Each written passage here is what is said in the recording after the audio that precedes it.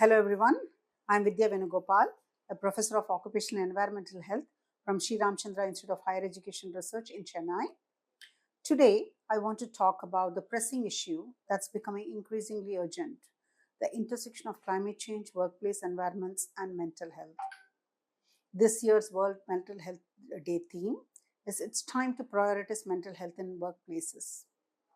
We usually picture offices with air conditionings, desks, clear designs as workspaces. That's all good, but what about the millions of workers without them?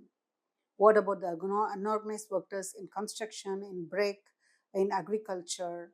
They work out in the open air and poorly ventilated spaces too, and face severe challenges because of climate-induced heat.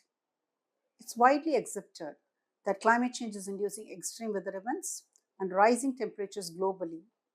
Our research evidence shows that extreme temperatures can cause a range of heat-related illnesses such as heat exhaustion, heat cramps. Prolonged exposures to heat could also cause debilitating diseases such as renal health issues. But physical health is only a part of this picture. What is usually frequently neglected is how excessive heat can affect the mental health of the workers. Extreme heat just doesn't wear down the body. It also takes a toll on the mind of the worker. The anxiety and stress experienced these workers is alarming.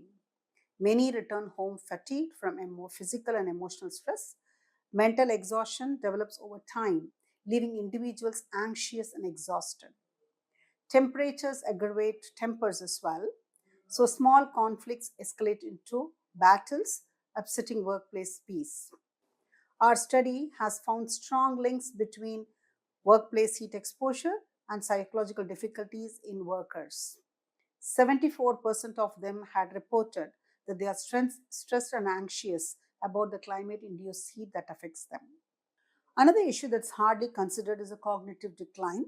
If you have to put it in simple terms, the way we process hard things, it starts to decline. Studies have found links between heat waves and lower mental health scores. Workers struggle with their concentration, memory, and decision making, which are very crucial for their safety and productivity at work.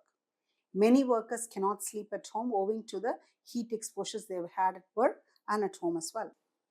In our field of research, numerous participants whom we have worked directly in sunlight experience all the mental health issues that I just explained.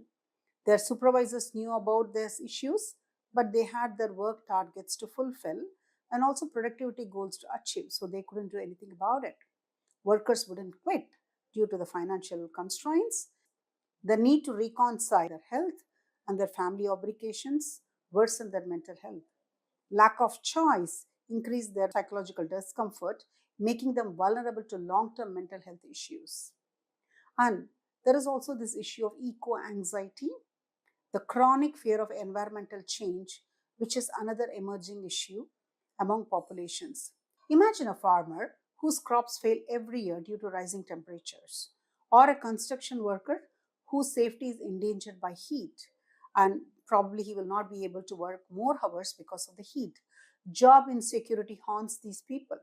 This fear can cause long-term psychological stress, unhappiness, anxiety, which also results in hopelessness, feeling very helpless, and mental illnesses. If we do not address this now, we risk a mental health crisis on top of the environmental crisis. It is now critical to prioritize mental health at workplaces. Many workers in the unorganized sectors are already experiencing burnout and mental strain, yet they often lack the basic access to mental health services.